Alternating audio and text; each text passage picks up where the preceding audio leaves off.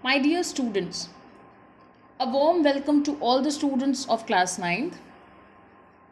I hope you all are keeping well and staying safe in your houses in this tough time.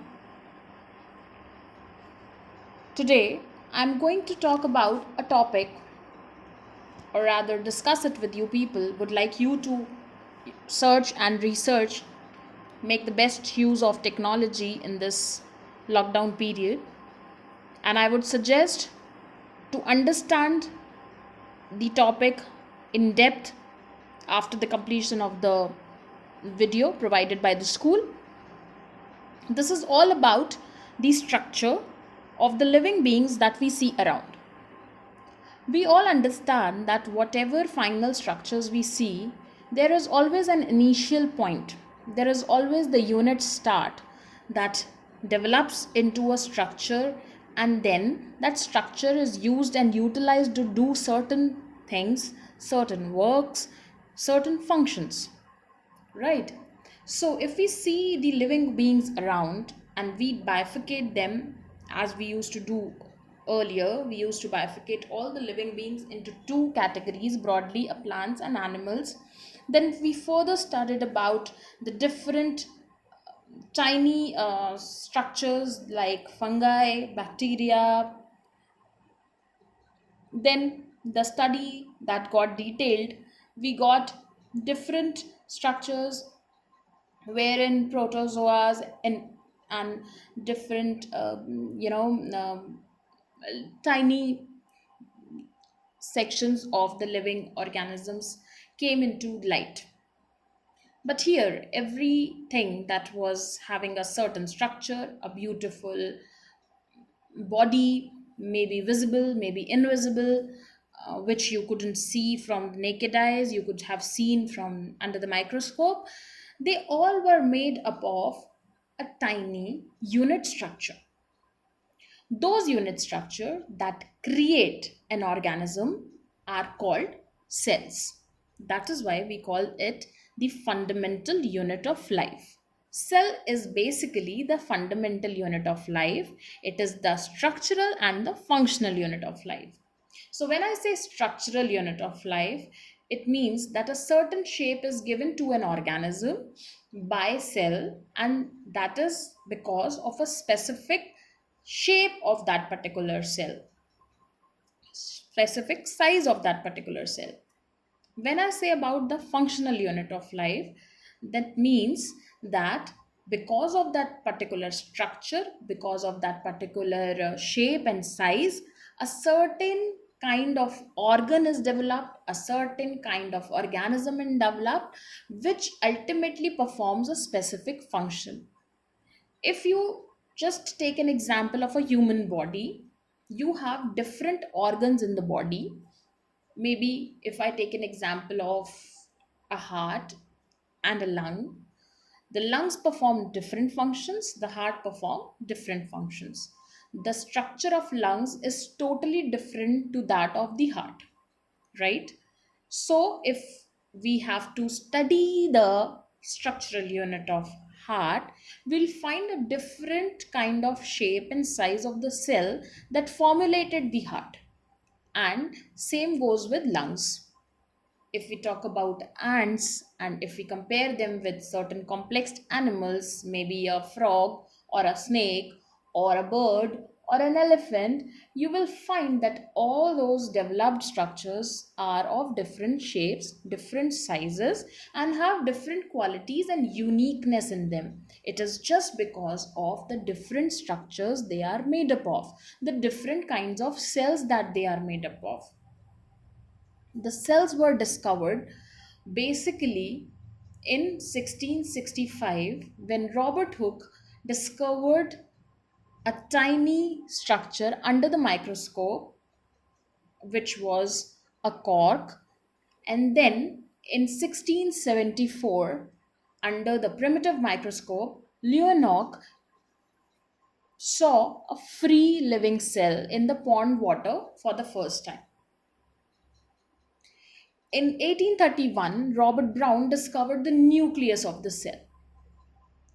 And then Further, in 1838 and 1839, Sheldon and Shawn discovered the cell theory and expanded by Virchow in 1855.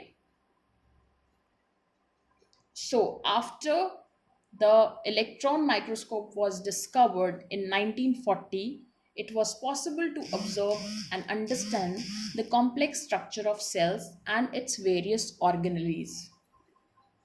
When we started studying the cells and organisms, we mainly classified into two broad horizons, wherein we talked about unicellular organisms and multicellular organisms. The unicellular organisms were the organisms made out of single cell. Basically, it was because of the invention of magnifying lens led to the discovery of the microscopic world. And when we were able to see the microscopic world, we can easily see the single cells. For example, the scientists were able to study amoeba, paramecium,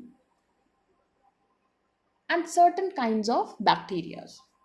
On the other hand, many cell groups together in a single body and assume different functions to create a certain body parts in a multicellular organisms. So the multicellular organisms were basically made up of different number of cells and the structures of different sorts. For example, if we talk about a simple body, maybe a cat or a dog, or maybe a human body, and if we just talk about a human body, we can see different type of cells in the human body itself. For example, there are smooth muscles present uh, in the entire body, and they are made up of smooth muscle cells. We have blood flowing in the body, and it has three different types of cells: the white blood cells, red blood cells, and the plasma membranes, along with the plasma fluid moving in. Then we have nerve cells. There are fat cells. Bones are made up of bone cells. There are reproductive organs that create gametes. The females have ovum, again it's a cell, and the males have sperms in the body. You can see that in the structure of a human body we can have different kinds of cells. As I earlier said, the shapes and size of the cells are related to the specific functions they perform. Some cells, like amoeba, have changing shapes. In some cases, the cell shape could be more or less than fixed and peculiar in a particular type of a cell. For example, nerve cell have a typical shape. It doesn't change, right? So each living cell has a capacity to perform certain basic functions that they categorize or characteristics of all living forms. We know that there is a division of labor in multicellular organisms such as human beings. This means that different parts of the human body perform different functions. If we talk about the division of labor, it is also seen within a single cell of different organisms, or maybe single cell organisms. So we can come to the conclusion that each such single cell has got certain specific component within itself and is known as cell organelle. Each kind of cell organelle perform a special function, such as making new material in the cell, clearing up the waste material from the cell, or so on. A cell is able to live and perform all its functions because of these cell organelles. These unit organelles together constitute the basic unit, which is called cell. It is interesting that all cells are found to have same organelles, no matter what their function is or what the organisms they are found in. If we get into the details of the cell under a microscope, we would come across three common features in almost all the cells. All the cells have a plasma membrane, a nucleus, and a cytoplasm. So when we talk about plasma membrane is the outmost covering of the cell that separates the content of a cell from its external environment. The plasma membrane allows or permits the entry and exit of some materials in and out of the cell. Some of the substances like carbon dioxide or oxygen can move across the cell membrane by the process called diffusion. And if we talk about the liquid flow in and out of the body, so this diffusion or the laws of diffusion, when is obeyed by water, is called osmosis.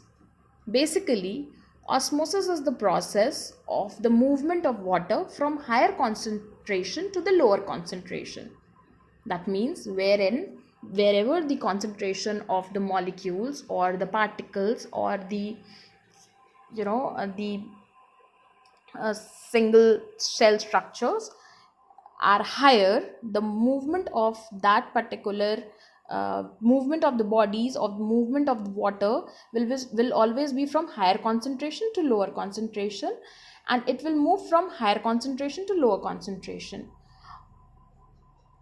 The movement of water across the plasma membrane is also affected by the amount of substance dissolved in water.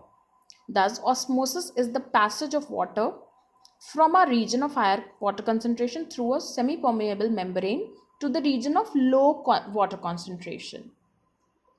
If we have to classify them, we again get three different classifications, and they are namely hypotonic solutions, isotonic solutions, and hypertonic solutions. If I talk about the osmosis happening in hypertonic solutions, if the concentration of water outside the cell is higher than the concentration of water inside the cell gains water by the process of osmosis. Water can move into the cell from the cell membrane. More amount of water enters the cell, which results in swelling of the cell. It is in the case of hypotonic solution. When we talk about isotonic solution and the osmosis happening in isotonic solutions, and the cells are put in the environment which has similar concentration of water as present inside, the size of the cell does not vary in any way because there is no net movement of water. The flow of water doesn't happen because the outer structure or the outer atmosphere environment has the same amount of water that is inside. So in isotonic solution, the cell does not change its size. In hypertonic solution, on the contrary, the environment has a lower concentration of water than that of the water present inside the cell.